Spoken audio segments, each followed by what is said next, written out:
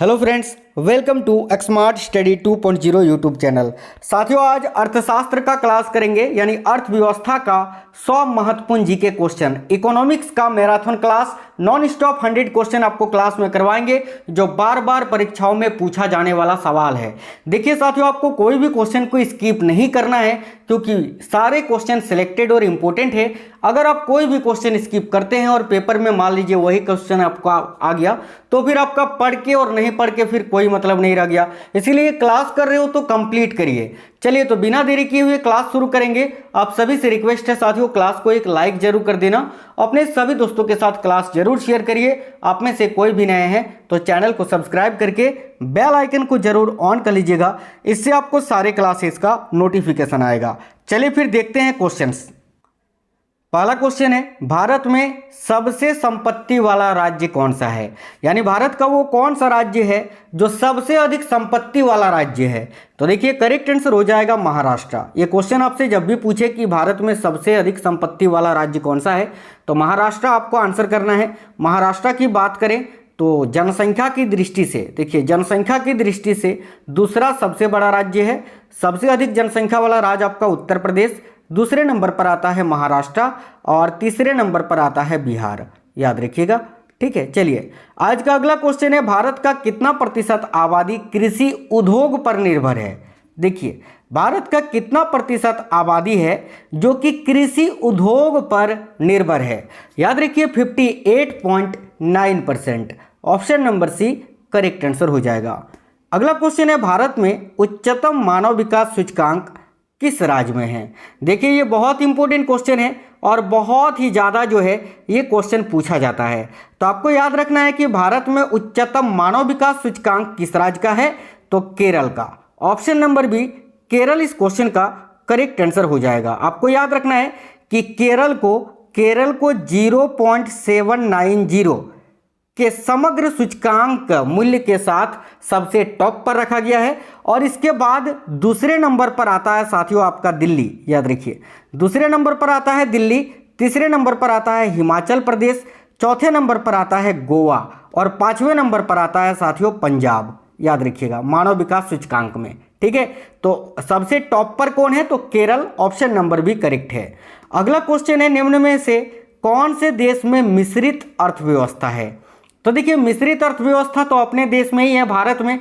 तो correct answer हो जाएगा ऑप्शन नंबर बी भारत। याद रखिएगा, किस देश में मिश्रित अर्थव्यवस्था है? तो भारत में। यानी अगर आपसे क्वेश्चन पूछे कि भारत का अर्थव्यवस्था किस प्रकार का है, तो आप आंसर करोगे मिश्रित अर्थव्यवस्था, ठीक है। चलिए, अगला क्वेश्चन है, जनसंख्या वृद्धि से आर्थिक विकास की गति पर क्या प्रभाव पड़ता है? तो देखिए, जनसंख्या जब बढ़ता है ना साथियों, तो जो आर्थिक विकास है इसकी गति जो है वो रुक जाती है। क्या होती है? रुक जाती है। यानी अगर इकोनॉमिक्स की भाषा में हम बोलें तो ये मंद हो जाती है। Option number C right answer हो जाएगा। मंद हो जाती है या कम हो जाती है, रुक नहीं जाती है, कम हो जाती है, ठीक है। कम हो जाती है यानी मंद हो जाती है। Option number C. अगला है, आर्थिक विकास की व्याख्या के विभिन्न आधार कौन कौन हैं? तो देखिए, आर्थिक विकास की व्याख्या के विभिन्न आधार कौन कौन से हैं? तो याद रखिएगा, इनमें से सभी, देखिए, सकल राष्ट्रीय उत्पाद, प्रति व्यक्ति आय, आर्थिक कल्याण का आधार, ये तीनों जो हैं आर्थिक विकास का व्याख्या करता है। तो करेक्ट है ऑप्शन नंबर डी। पहला मानव विकास सूचकांक किस अर्थशास्त्री ने तैयार किया था? Must important question, very very important question, note कर लीजिएगा। तो देखिए, पहला मानव विकास सूचकांक जो है वो किस अर्थशास्त्री ने तैयार किया था? तो महबूब उल हक ने। याद रखिए, option number B right answer है। महबूब उल हक ने सबसे पहले मानव विकास सूचकांक जो है वो तैयार किया था। अगला क्वेश्चन है, निम्नलिखित में प्राथमिक क्षेत्र किसे कहा जाता है? तो देखिए, प्राथमिक क्षेत्र अगर आपसे जब भी पूछे कि किसे कहा जाता है, तो एग्रीकल्चर को याद रखना, यानी कृषि क्षेत्र को। तो राइट आंसर है ऑप्शन नंबर एक कृषि क्षेत्र। इनमें से कौन भारत सरकार का केंद्रीय बैंक है? सिंपल सा क्वेश्चन है। और भारत सरकार का केंद्रीय बैंक कौन सा है साथियों? तो आरबीआई है। आप बोलोगे सर आरबीआई है। आरबीआई यानी रिजर्व बैंक ऑफ इंडिया, भारतीय रिजर्व बैंक। देखिए, भारतीय रिजर्व बैंक की अगर बात करें तो स्थापना कब हुआ था साथियों? तो बिल्कुल 1935 में हुआ था, 1 अप्रैल 1935 को, याद रखिएगा। तो option number B correct answer है। अच्छा, अगर आपसे पूछे आरबीआई का मुख्यालय कहाँ स्थित है, तो याद रखिएगा मुंबई में, ठीक है, मुंबई। चलिए आज का अगला क्वेश्चन देखते हैं, राष्ट्रीय विकास परिषद का अध्यक्ष कौन होता है? बहुत ज़्यादा पूछा गया क्वेश्चन है। तो राष्ट्रीय विकास परिषद का अध्यक्ष होता है प्रधानमंत्री, भारत के प्रधानमंत्री। ऑप्शन नंबर ए, किस आधुनिक यंत्र के आगमन के बाद सूचना, शिक्षा एवं ज्ञान सर्वसुलभ हो गया? तो इनमें से कौन सा वो आधुनिक यंत्र है जिसके आने के बाद सूचना, शिक्षा और ज्ञान जो है बहुत आसान हो गया? तो देखिए राइट आंसर हो जाएगा computer. Option number C correct answer है। नेक्स्ट है, व्यावसायिक बैंक का राष्ट्रीयकरण कब किया गया? तो साथियों व्यावसायिक बैंकों का राष्ट्रीयकरण कब किया गया था? तो याद रखिए 1969 में। अगर आपसे पूछे भारत का सबसे बड़ा व्यावसायिक बैंक कौन सा है, तो आप बोलोगे SBI, याद रखिएगा, स्टेट बैंक ऑफ इंडिया। आज का अगला क्वेश्चन है, अंतर्राष्ट्रीय व्यापार संबंधी नियमों को निर्धारित करने वाली संस्था कौन सी है? यानी वह संस्था जो अंतर्राष्ट्रीय व्यापार संबंधी नियमों को निर्धारित करती है। तो देखिए राइट आंसर होगा विश्व बैंक, यानी वर्ल्ड बैंक। वर्ल्ड बैंक का मुख्यालय कहाँ है साथियों? तो याद रखिए अमेरिका की राजधानी वाशिंगटन DC में, ठीक है। अगला क्वेश्चन है, भारत में योजना आयोग का गठन कब किया गया था? तो देखिए भारत में योजना आयोग का गठन किया गया था 15 मार्च सन 1950 को, और अभी इसका नाम बदलकर क्या कर दिया गया है साथियों? तो याद रखिएगा नीति आयोग। और नीति आयोग का गठन कब किया गया था? तो 1 जनवरी, याद रखिए 1 जनवरी 2015 को। आज का अगला क्वेश्चन है, बिहार के किस जिले का प्रति व्यक्ति आय सर्वाधिक है? यानी बिहार का कौन सा जिला है जिसमें प्रत्येक इंसान सबसे अधिक पैसा कमाते हैं? तो देखिए राइट आंसर है साथियों पटना। Option number B. अगला है, लीची का विश्व में सबसे बड़ा उत्पादक देश कौन सा है? यानी पूरे विश्व में सबसे अधिक लीची का उत्पादन किस देश में होता है? तो याद रखिएगा अपना देश भारत में। Option number A correct answer है भारत। अगला है, भारत में राष्ट्रीय आय की गणना के लिए सर्वमान्य प्रमाणित संस्था कौन सी है? यानी देखिए भारत में जो राष्ट्रीय आय की गणना होती है वो कौन सी संस्था के द्वारा की जाती है? तो याद रखिए केंद्रीय सांख्यिकी संगठन के द्वारा, ठीक है, केंद्रीय सांख्यिकी संगठन यानी CSO के द्वारा जो है भारत में राष्ट्रीय आय की गणना की जाती है। तो करेक्ट है ऑप्शन नंबर सी। भारत में वित्तीय वर्ष कहा जाता है किसको? तो देखिए भारत में वित्तीय वर्ष 1 अप्रैल को शुरू होता है जो कि 31 मार्च तक चलता है। तो करेक्ट आंसर है ऑप्शन नंबर ए, 1 अप्रैल से 31 मार्च तक। याद रखिएगा 1 अप्रैल मान लेते हैं, अभी 2023 चल रहा है, तो 2023 का जो वित्तीय वर्ष है वो 1 अप्रैल 2023 को शुरू हुआ है और ये खत्म कब होगा? तो 31 मार्च 2024 को, ठीक है। चलिए नेक्स्ट क्वेश्चन है, अर्थशास्त्र किनकी रचना है? यानी सबसे पहले ये जो अर्थशास्त्र है इसकी रचना किसने की थी? तो करेक्ट आंसर होगा चाणक्य ने। चाणक्य यानी कौटिल्य, विष्णुगुप्त जो आप बोल सकते हो। अगला क्वेश्चन है, हमारे देश में किस मुद्रा को वैधानिक मान्यता प्राप्त है? तो देखिए हमारे देश में वह कौन सी मुद्रा है जिसको वैधानिक मान्यता प्राप्त है? तो पत्र मुद्रा को। करेक्ट है ऑप्शन नंबर सी पत्र मुद्रा। किस धातु का मुद्रा के रूप में सर्वाधिक प्रयोग हुआ है? तो इनमें से वो कौन सा धातु है जिसका मुद्रा के रूप में सर्वाधिक प्रयोग हुआ है? तो इतिहास में अगर देखोगे आप तो सबसे ज़्यादा चांदी और सोना का। तो करेक्ट होगा ऑप्शन नंबर डी चांदी और सोना। बांग्लादेश की मुद्रा का क्या नाम है? देखिए बांग्लादेश की जो मुद्रा है उसका नाम क्या है? जैसे भारत का जो मुद्रा है वो है रुपया, उसी तरह बांग्लादेश की मुद्रा क्या है? तो देखिए बांग्लादेश का जो मुद्रा है वह है साथियों टका। दिनार कई देशों का है, जैसे कि आप दुबई का ही ले लीजिए, ठीक है। इसके अलावा डॉलर जैसे कि अमेरिका का है, रुपया आपका भारत का है, इंडोनेशिया का है, ठीक है। आज का अगला क्वेश्चन देखेंगे, किसने कहा था कि कर्ज जमा की संतान है और जमा कर्ज की संतान है? बहुत ही इंपॉर्टेंट क्वेश्चन है, आप लोग सभी साथी ध्यान दीजिए। तो ये किसने कहा था कि कर्ज जमा की संतान है और जमा कर्ज की संतान है? तो इस कथन को कहा था केन्स ने। याद रखिए ऑप्शन नंबर 1 केन्स। निम्नलिखित में से कौन प्लास्टिक मुद्रा के रूप में प्रचलित है? देखिए इनमें से कौन एक है जो प्लास्टिक मुद्रा के रूप में भी जाना जाता है? तो याद रखिएगा एटीएम को, एटीएम जिससे आप पैसा निकालते हैं। अगला क्वेश्चन है क्षेत्रीय ग्रामीण बैंकों की स्थापना किस वर्ष की गई थी? तो देखिए क्षेत्रीय ग्रामीण बैंकों की स्थापना ये 1975 में की गई थी। याद रखिएगा ऑप्शन नंबर बी 1975। सहकारी नियोजन समिति का गठन किसके नेतृत्व में किया गया था? बहुत ज़्यादा ये क्वेश्चन पूछा जाता है। तो देखिए सहकारी नियोजन समिति का जो गठन है वो साथियों किसके नेतृत्व में? तो आरजी सरैया के नेतृत्व में किया गया था। नेक्स्ट है साथियों, एक चीज शायद आपको मिस्टेक वहां पर कर दिए थे। देखिए दिनार जो है ना, दिनार साथियों, दिनार यूएई की करेंसी यानी दुबई की करेंसी नहीं है। दुबई की जो करेंसी है वह है दिरहम। याद रखिएगा दिरहम है दुबई यानी यूएई के अंतर्गत आता है दुबई। तो दुबई की जो करेंसी है वह है दिरहम। और दिनार जो है, दिनार बहुत सारे देशों की करेंसी है, जैसे कि कुवैत हो गया, बहरीन हो गया, अल्जीरिया, लीबिया, सर्बिया, ट्यूनेशिया, ये सब जो है ना, जॉर्डन, इस सब देशों की करेंसी है दिनार आपका। ठीक है, बिल्कुल ये सब याद रखिएगा। ये थोड़ा सा वहां पर जो है कन्फ्यूजन हो गया था। दिरहम आपका यूएई का यानी दुबई में जो करेंसी चलता है वो है दिरहम। बाकी सब ठीक सही है। देखिए तो इस क्वेश्चन का करेक्ट आंसर आपका आरजी सरैया हो गया। अगला है भारत की वित्तीय राजधानी किस शहर को कहा जाता है? ये क्वेश्चन बहुत इंपॉर्टेंट है। तो देखिए भारत की जो वित्तीय राजधानी है वो किस शहर को कहा जाता है? तो मुंबई को। ऑप्शन नंबर 1 करेक्ट है। और वैसे भारत की राजधानी सभी को पता है दिल्ली में है, लेकिन वित्तीय राजधानी पूछे तो मुंबई। अगला क्वेश्चन है भारत में सहकारिता आंदोलन का प्रारंभ कब हुआ था? तो देखिए भारत में सहकारिता आंदोलन का प्रारंभ हुआ था 1904 ईस्वी में। याद रखिए ऑप्शन नंबर 1904। इनमें से कौन एशिया का सबसे पुराना शेयर बाजार है? तो पूरे एशिया का सबसे पुराना शेयर बाजार है मुंबई का शेयर बाजार। Option number C Mumbai. याद रखिएगा राष्ट्रीय ग्रामीण रोजगार गारंटी योजना किस महापुरुष के नाम पर है? तो राष्ट्रीय ग्रामीण रोजगार गारंटी योजना जो है ये किसके नाम पर है? तो महात्मा गांधी जी के नाम पर है। मनरेगा अब पढ़ते हैं ना, तो महात्मा गांधी राष्ट्रीय ग्रामीण रोजगार गारंटी योजना इसका पूरा नाम है। तो राइट आंसर है option number B Mahatma Gandhi ji के नाम पर। एक अर्थव्यवस्था की आधार संरचना का निर्माण होता है किसके द्वारा? वेरी वेरी इंपॉर्टेंट क्वेश्चन है। तो देखिए एक अर्थव्यवस्था की आधार संरचना का जो निर्माण होता है वो किसके द्वारा होता है?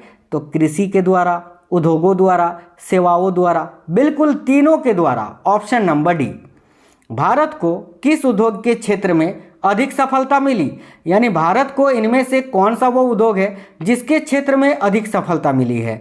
तो याद रखिएगा कंप्यूटर सॉफ्टवेयर के क्षेत्र में, ना कि हार्डवेयर। दोनों बिल्कुल नहीं होगा, क्योंकि कंप्यूटर सॉफ्टवेयर के क्षेत्र में भारत को अधिक सफलता मिली है। तो राइट आंसर होगा option number B computer software.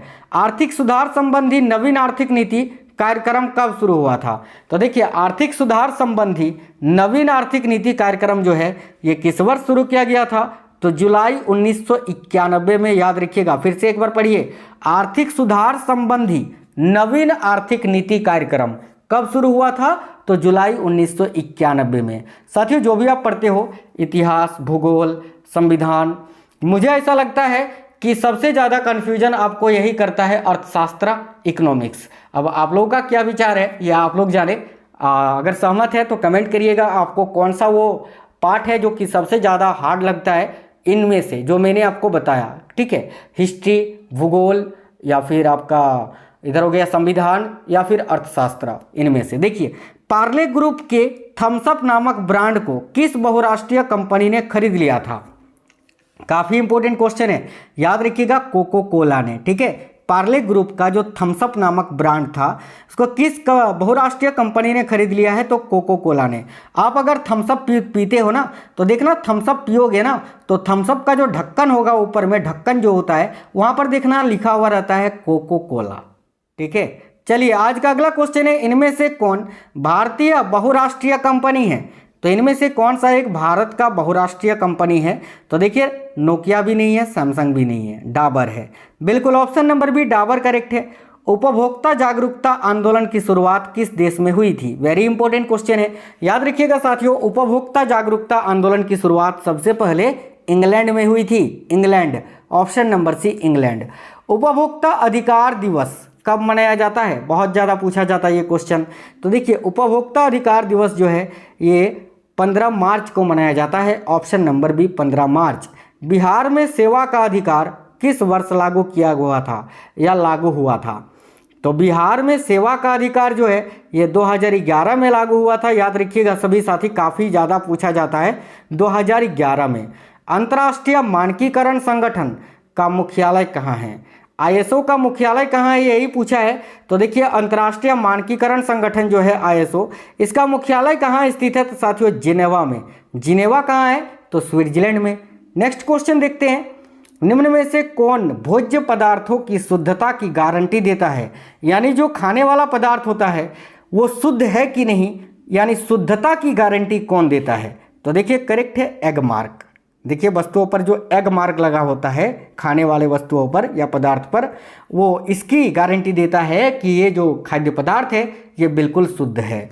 अगला है, भारत के कौन से 2 राज्य खनिज तेल के अग्रणी उत्पादक हैं? यानी भारत का वो कौन सा 2 राज्य है जहां पर खनिज तेल में या फिर खनिज तेल के उत्पादन में सबसे आगे है? तो याद रखिएगा असम और गुजरात। Option number D. चलिए नेक्स्ट क्वेश्चन है, भारत में तेल और प्राकृतिक गैस निगम जो है ओएनजीसी का मुख्यालय कहाँ स्थित है? तो देखिए ओएनजीसी का मुख्यालय है उत्तराखंड की राजधानी देहरादून में। Option number C Dehradun right answer है। भारत में बड़ी इलायची का अधिकतम उत्पादन किस राज्य में किया जाता है? तो बड़ी इलायची की बात की जा रही है। देखिए भारत में बड़ी इलायची का उत्पादन अधिकतम होता है सिक्किम में, और छोटी इलायची जो है ना, छोटी इलायची इसका सबसे अधिक उत्पादन होता है भारत में किस राज्य में? भारत के तो केरल में, याद रखिएगा। चलिए नेक्स्ट है, भारत में कौन सा राज्य काली मिर्च का सबसे बड़ा उत्पादक है? तो काली मिर्च का सबसे बड़ा उत्पादक राज्य कौन सा है? तो केरल, याद रखिए ऑप्शन नंबर सी। केरल को मसालों का बागान कहा जाता है, याद रखना। भारत में सबसे अधिक उपयुक्त अनाज कौन सा है? तो देखिए भारत का सबसे उपयुक्त अनाज साथियों चावल। सभी साथी याद रखिएगा चावल करेक्ट होगा, ऑप्शन नंबर डी। कौन सा राज्य काजू का सबसे बड़ा उत्पादक है? तो काजू का भी सबसे बड़ा उत्पादक राज्य है Kerala, option number D Kerala, याद रखिए। नेक्स्ट है, निम्नलिखित राज्यों में से किस राज्य में ज़्यादा चाय के बागान हैं? यानी भारत का वो कौन सा राज्य है जहां पर सबसे अधिक चाय के बागान हैं? तो याद रखिए असम राज्य में, असम में, ऑप्शन नंबर ए। राष्ट्रीय ग्रामीण विकास संस्थान कहाँ अवस्थित है? ये क्वेश्चन आप लोग नोट कर लीजिएगा, बहुत ज़्यादा पूछा जाता है साथियों, ध्यान से देखिएगा। याद रखिएगा साथियों ये हैदराबाद में स्थित है। और देखिए राष्ट्रीय ग्रामीण विकास संस्थान ये स्थापित कब हुआ था? तो 20 सितंबर, याद रखिए 20 सितंबर 1977 को, ठीक है, याद रखना। आज का अगला क्वेश्चन है, भारत में अधिकतर बेरोजगारी किस प्रकार की है? तो देखिए भारत में जो अधिकतर बेरोजगारी है वो किस प्रकार की बेरोजगारी है? तो संरचनात्मक बेरोजगारी, option number B correct answer है। मानव विकास सूचकांक किस अर्थशास्त्री की देन है? तो अभी मैंने आपको बताया था कि सबसे पहला मानव विकास सूचकांक किसने तैयार किया था? तो महबूब उल्हक ने तैयार किया था, तो वही राइट आंसर होगा महबूब उल्हक। राज्य स्तरीय मानव विकास रिपोर्ट जारी करने वाला प्रथम राज्य कौन सा है? यानी वह पहला राज्य जिसने मानव विकास रिपोर्ट को राज्य स्तर पर जारी किया था। तो याद रखिएगा राज्य स्तरीय मानव विकास रिपोर्ट जारी करने वाला पहला राज्य है साथियों Madhya Pradesh, option number D right answer है। बंद अर्थव्यवस्था से आप क्या समझते हैं? तो देखिए बंद अर्थव्यवस्था यानी ना तो आयात होगा ना ही निर्यात होगा, यानी इंपोर्ट एक्सपोर्ट कुछ भी हो नहीं सकता है। तो इसका राइट आंसर होगा ऑप्शन नंबर डी आयात निर्यात बंद, ठीक है। अगला है, भारत में प्रच्छन्न बेरोजगारी सामान्यतः दिखाई देती है किस क्षेत्र में? तो देखिए भारत में प्रच्छन्न बेरोजगारी जो है ये दिखाई देती है ज़्यादातर कृषि के क्षेत्र में, option number B correct answer होगा। भारत में किस राज्य में गरीबों का प्रतिशत सबसे अधिक है? तो देखिए इस क्वेश्चन का करेक्ट आंसर हो जाएगा बिहार, ऑप्शन नंबर बी, ठीक है। अभी अगर नया आंकड़ा देखें तो बिहार, ऑप्शन नंबर बी इस क्वेश्चन का करेक्ट आंसर हो जाएगा, उड़ीसा नहीं। देखिए भारतीय अर्थव्यवस्था के उदारीकरण का अग्रदूत किसे कहा जाता है या किसे कहा गया है? तो देखिए भारतीय अर्थव्यवस्था के उदारीकरण का अग्रदूत साथियों भारत के पूर्व प्रधानमंत्री डॉक्टर मनमोहन सिंह जी को कहा जाता है। तो राइट आंसर होगा ऑप्शन नंबर सी। भारत की राष्ट्रीय आय में सर्वाधिक योगदान किस क्षेत्र का होता है? तो भारत का जो राष्ट्रीय आय है उसमें सर्वाधिक योगदान किस क्षेत्र का होता है? तो सेवा क्षेत्र का, राइट है ऑप्शन नंबर ए सेवा क्षेत्र। निम्न में से किस राज्य की प्रति व्यक्ति आय सबसे अधिक है? तो देखिए इनमें से वो कौन सा राज्य है जहां पर हर एक इंसान सबसे अधिक पैसा कमाता है? तो Goa. Option number C correct है, गोवा याद रखिएगा। भारत में राष्ट्रीय आय की गणना में किस विधि का प्रयोग किया जाता है? यानी भारत में जो राष्ट्रीय आय की गणना होती है उस गणना में कौन सी विधि का प्रयोग होता है? तो देखिए करेक्ट होगा ऑप्शन नंबर सी, ए और बी दोनों, यानी आय विधि और उत्पत्ति गणना विधि, इन दोनों विधियों का प्रयोग किया जाता है भारत के राष्ट्रीय आय की गणना में। अगला है, भारत में राष्ट्रीय आय समंकों का आकलन किसके द्वारा किया जाता है? तो अभी मैंने आपको बताया CSO, केंद्रीय सांख्यिकी संगठन के द्वारा। अगला, निम्नलिखित में आर्थिक विकास की बेहतर माप कौन सी है? तो देखिए आर्थिक विकास की सबसे बेहतर माप होती है प्रति व्यक्ति आय, कि प्रत्येक इंसान कितना पैसा कमाता है। ऑप्शन नंबर सी करेक्ट है। देश के लिए राष्ट्रीय आय का पहला अनुमान किसने तैयार किया था? यह क्वेश्चन बहुत इंपॉर्टेंट है। तो देखिए देश के लिए राष्ट्रीय आय का पहला अनुमान दादा भाई नौरोजी ने लगाया था। दादा भाई नौरोजी जिनको भारत का वयोवृद्ध व्यक्ति यानी the grand old man of India कहा जाता है। प्रति व्यक्ति आय निकालने के लिए राष्ट्रीय आय को किससे भाग दिया जाता है?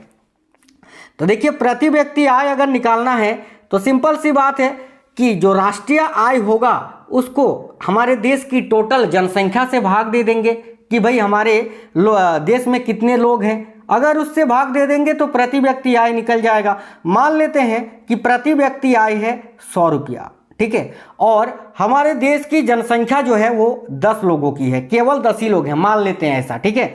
तो राष्ट्रीय आय से जब हम कुल जनसंख्या को भाग देंगे तो कितना बच के रहेगा? 10, यानी प्रति व्यक्ति आय निकल के आ जाएगा आपका 10 रुपया। इसी तरह से निकालते हैं तो राइट आंसर होगा ऑप्शन नंबर बी, देश की कुल जनसंख्या से। निम्नलिखित में से कौन सा क्षेत्र भारत के सकल घरेलू उत्पाद को सर्वाधिक योगदान देता है? तो याद रखिए तृतीयक क्षेत्र। देखिए कौन सा क्षेत्र भारत के सकल घरेलू उत्पाद को सर्वाधिक योगदान देता है? तो तृतीयक क्षेत्र। अगला है, मुद्रा स्वयं मुद्रा का निर्माण करती है, यह परिभाषा किसने प्रस्तुत की थी? तो याद रखिए मुद्रा स्वयं मुद्रा का निर्माण करती है, यह परिभाषा किसने प्रस्तुत की थी? तो क्रो उमर ने। ऑप्शन नंबर डी करेक्ट है, क्रो उमर। ग्रेसम का नियम निम्नलिखित में से किससे संबंधित है? तो साथियों देखिए ग्रेसम का नियम जो है ये मुद्रा के प्रचलन से संबंधित है। ऑप्शन नंबर डी मुद्रा के प्रचलन से। किन देशों की मुद्रा प्राय हार्ड करेंसी होती है? तो देखिए जो विकसित देश होते हैं ना, विकसित देश जैसे अमेरिका, चीन, जापान, यहाँ की जो मुद्राएं होती हैं वो हार्ड करेंसी होती हैं, यानी वो विकसित देश हैं, ठीक है। याद रखिए ऑप्शन नंबर है विकसित देशों की। ऐसी विदेशी मुद्रा जिसे शीघ्र पलायन कर जाने की प्रवृत्ति हो वह क्या कहलाती है? तो याद रखिए उसे हम गर्म मुद्रा कहते हैं साथियों। जो शीघ्रता से पलायन कर जाने की प्रवृत्ति होती है जिन मुद्राओं में, उन्हें क्या बोलते हैं? तो गर्म मुद्रा। अगला, निम्नलिखित में से कौन मुद्रा का कार्य नहीं है? तो देखिए मुद्रा का कार्य तो मूल्य का मापन है, मूल्य का संचय है, मूल्य का हस्तांतरण है, लेकिन मूल्य का स्थिरीकरण ये जो है मुद्रा का कार्य नहीं है। तो ऑप्शन नंबर डी करेक्ट होगा। सरकार द्वारा पुरानी मुद्रा को समाप्त कर नई मुद्रा चलाना क्या कहलाता है? मान लेते हैं अभी जैसे मोदी जी ने नए 2000 के नोट जो है बंद कर दिए, घोषणा कर दी है। इससे पहले पुराने 1000-500 के नोट उन्होंने बंद कर दिए थे, फिर नए मुद्राएं चलवाए थे उनके जगह पर। तो यही है कि सरकार द्वारा पुरानी मुद्रा को समाप्त कर नई मुद्रा चलाना क्या कहलाता है? तो याद रखिए विमुद्रीकरण। Option number A. लगातार बढ़ती कीमतों की प्रक्रिया क्या होती है? अगर कीमतों यानी कोई भी वस्तु है जिसकी कीमत लगातार बढ़ रही है तो उस प्रक्रिया से क्या होगा? तो मुद्रास्फीति होगा। बिल्कुल ऑप्शन नंबर है मुद्रास्फीति। मुद्रास्फीति से किसको लाभ होता है? तो वह मुद्रास्फीति से तो सबसे ज़्यादा ऋणी को लाभ होता है। ऑप्शन नंबर ए करेक्ट है, ऋणी को। अगला है, गिल्ट एल्ट बाजार किससे संबंधित है? तो देखिए गिल्ट एल्ट बाजार जो है यह सरकारी प्रतिभूतियों से संबंधित है साथियों। Option number C correct answer है। निम्नलिखित में से किस बैंक में कोई व्यक्ति अपना खाता नहीं खोल सकता है? तो देखिए भारत का जो केंद्रीय बैंक है भारतीय रिजर्व बैंक यानी RBI, यहाँ पर कोई भी व्यक्ति अपना खाता नहीं खोल सकता है। अगला, बैंक नोट प्रेस ये कहाँ स्थित है? वैसे तो 4 जगह पर है, लेकिन अगर आपसे पूछे बैंक नोट प्रेस कहाँ स्थित है तो देवास में। याद रखिएगा देवास जो कि मध्य प्रदेश में स्थित है साथियों। देवास कहाँ स्थित है? तो बिल्कुल याद रखिएगा मध्य प्रदेश में, ठीक है। याद रखिए देवास और नासिक ऐसे दो, वैसे तो 4 जगहों पर, देखिए 4 जगहों पर भारत का नोटों की छपाई होती है, जैसे कि कहाँ कहाँ पर, तो एक होता है सलबोनी में, एक होता है मैसूर में, एक होता है आपका नासिक में और एक होता है देवास में। लेकिन अगर पूछे बैंक नोट प्रेस कहाँ है तो देवास करेक्ट आंसर होगा, मध्य प्रदेश, याद रखिएगा। भारतीय औद्योगिक पुनर्निर्माण बैंक की स्थापना किस वर्ष की गई थी? तो देखिए भारतीय औद्योगिक पुनर्निर्माण बैंक की स्थापना ये किस वर्ष की गई थी? तो याद रखिए 1985 में, option number C correct answer है। अगला क्वेश्चन है फेडरल रिजर्व बैंक किस देश का केंद्रीय बैंक है? तो याद रखिए जिस तरह भारत का केंद्रीय बैंक है रिजर्व बैंक ऑफ इंडिया, उसी तरह फेडरल रिजर्व बैंक ये संयुक्त राज्य अमेरिका का केंद्रीय बैंक है। भारत का सबसे बड़ा म्यूचुअल फंड संस्था कौन सा है? तो याद रखिए भारत का सबसे बड़ा जो म्यूचुअल फंड संस्था है वह साथियों यूटीआई, यूटीआई याद रखिएगा, यूटीआई, ठीक है। यूटीआई जो है यानी यूनिट ट्रस्ट ऑफ इंडिया, ये भारत का सबसे बड़ा म्यूचुअल फंड संगठन है।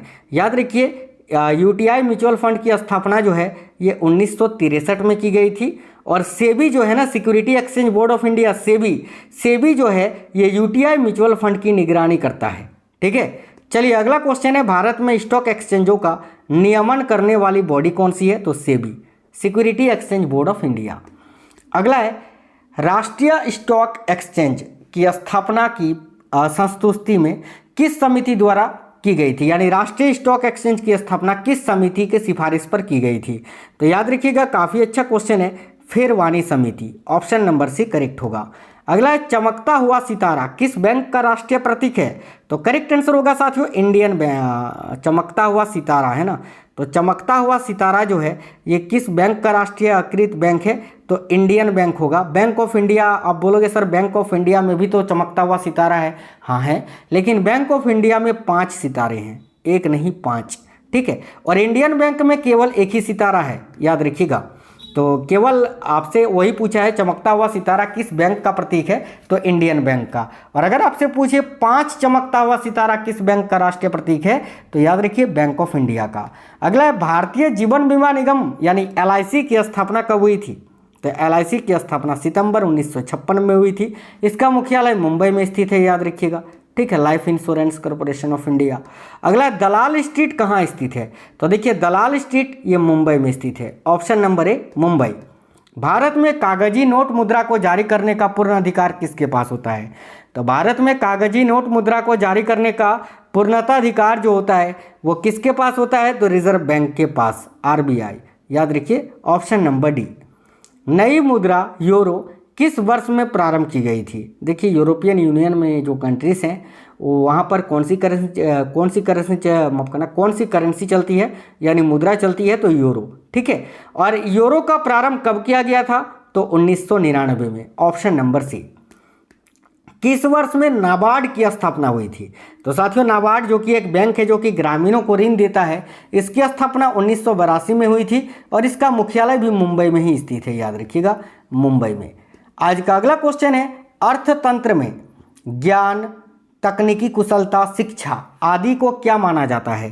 तो देखिए अर्थतंत्र में ज्ञान, तकनीकी कुशलता, शिक्षा आदि को क्या माना जाता है? तो मानव पूंजी माना जाता है, ऑप्शन नंबर सी। निम्नलिखित में से किसकी दृष्टि से भारतीय अर्थव्यवस्था में कुटीर तथा लघु उद्योग आवश्यक हैं? तो देखिए किसकी दृष्टि से? तो रोजगार सृजन होगा ना, रोजगार सृजन के लिए ही तो लघु छोटे छोटे उद्योग, कुटीर उद्योग लगाए जाते हैं भाई। तो करेक्ट आंसर होगा ऑप्शन नंबर ए, रोजगार सृजन हेतु। अगला क्वेश्चन है भारतीय औद्योगिक वित्त निगम की स्थापना कब की गई थी?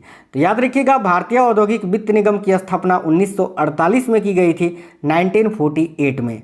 बोकारो स्टील प्लांट किस देश के सहयोग से स्थापित किया गया है? तो याद रखिए बोकारो स्टील प्लांट जो है यह साथियों रूस की सहायता से या सहयोग से स्थापित किया गया है, तो ऑप्शन नंबर सी रूस करेक्ट आंसर है। दुर्गापुर इस्पात संयंत्र किसके सहयोग से स्थापित किया गया है? तो याद रखिए दुर्गापुर, वेस्ट बंगाल, दुर्गापुर में जो स्टील प्लांट है वो ग्रेट ब्रिटेन के सहायता से स्थापित किया गया है, ऑप्शन नंबर बी। विश्व में स्वर्ण की सर्वाधिक खपत वाला देश यानी सबसे ज़्यादा सोने का खपत किस देश में किया जाता है? तो याद रखिए जापान में, ऑप्शन नंबर ए जापान। किस खनिज के उत्पादन में भारत का विश्व में प्रथम स्थान है? तो देखिएगा अभ्रक यहाँ ऑप्शन में दिख रहा है, तो अभ्रक करेक्ट आंसर होगा, क्योंकि अभ्रक का उत्पादन पूरे विश्व में भारत में सबसे अधिक होता है। भारत 50 से 55% अभ्रक का उत्पादन केवल भारत में होता है। और भारत का कौन सा राज्य है जो अभ्रक के उत्पादन में सबसे आगे है? तो याद रखिएगा झारखंड। और झारखंड का कौन सा जिला? तो कोडरमा और हजारीबाग। अगला क्वेश्चन है, भारत की प्रथम खनिज नीति कब घोषित हुई थी? तो देखिए भारत की प्रथम खनिज नीति 1950 में घोषित हुई थी। Option number A. भारत किस देश को लौह अयस्क का सर्वाधिक निर्यात करता है? यानी भारत कौन सा वो देश है जिसको अपना लौह अयस्क सबसे अधिक निर्यात करता है, एक्सपोर्ट करता है? तो याद रखिएगा सभी साथी, जापान को। Option number A Japan. अगला है, वह कौन सा बैंक है जिसने कृषकों के पास आसानी से पहुंचने के लिए किसान क्लब बनाए थे? तो याद रखिएगा क्षेत्रीय ग्रामीण बैंक। ये जो है किसानों के पास आसानी से पहुंचने के लिए किसान क्लब बनाया गया था। किस बैंक के द्वारा? तो क्षेत्रीय ग्रामीण बैंक के द्वारा। औद्योगिक क्रांति सर्वप्रथम किस देश में हुई थी? तो देखिए सबसे पहले औद्योगिक क्रांति जो है वो इंग्लैंड में हुई थी साथियों। Option number A England. Bharat का सबसे बड़ा उद्योग कौन सा है? तो याद रखिए भारत का सबसे बड़ा उद्योग है कपड़ा उद्योग। ऑप्शन नंबर बी वस्त्र उद्योग। चीनी उत्पादन में भारत का विश्व में कौन सा स्थान है? तो चीनी उत्पादन में भारत का विश्व में दूसरा स्थान है। पहले नंबर पर आपका ब्राजील आता है। अगला है, भारत में उदार, देखिए भारत में उदार औद्योगिक नीति किस वर्ष अपनाई गई? तो भारत में उदार औद्योगिक नीति किस वर्ष अपनाई गई थी? तो 1991 में, याद रखिएगा। अगला क्वेश्चन है, ऑपरेशन फ्लड। देखिए ऑपरेशन फ्लड कार्यक्रम कब प्रारंभ हुआ था? ऑपरेशन फ्लड जिसका संबंध है दूध के उत्पादन से, दूध से, मिल्क है ना, और ये कब प्रारंभ हुआ था? तो याद रखिएगा 1970 में। ठीक है, हरित क्रांति की शुरुआत 1966-67 में हुई थी डॉक्टर एम.एस. स्वामीनाथन जी के द्वारा। उसके बाद ऑपरेशन फ्लड कार्यक्रम की शुरुआत हुई थी डॉक्टर वर्गीज कुरियन के द्वारा, याद रखिएगा 1970 में। ठीक है, तो साथियों आज 100 क्वेश्चंस थे क्लास में इकोनॉमिक्स के, अर्थव्यवस्था के, अर्थशास्त्र के, जो आप बोल सकते हो। आपको आज का क्लास कैसा लगा है जरूर कमेंट बॉक्स में बताइएगा। क्लास को लाइक जरूर कर दीजिएगा और अपने सभी दोस्तों के साथ जरूर शेयर करिएगा। आप में से कोई भी साथी नए हैं तो बिल्कुल चैनल सब्सक्राइब करके बेल आइकन को ऑन कर लीजिए, इससे आपको हर क्लास का नोटिफिकेशन आएगा। चैनल के अंदर जाइए, बहुत सारे इंपॉर्टेंट क्लासेस मैंने करवाए हैं, बहुत सारे मैराथन क्लासेस करवाए हैं जो कि आपके एग्जाम को 100% क्रैक करने में सहायता प्रदान करेगी। तो मिलेंगे आगे भी, डेली आपको ऐसे ही क्लासेस मिलते रहेंगे। चैनल सब्सक्राइब करके बेल आइकन ऑन करके रखिएगा, जैसे ही क्लास अपलोड हो आप लोग सबसे पहले देख पाओ। तब तक के लिए जय हिंद साथियों, वंदे मातरम।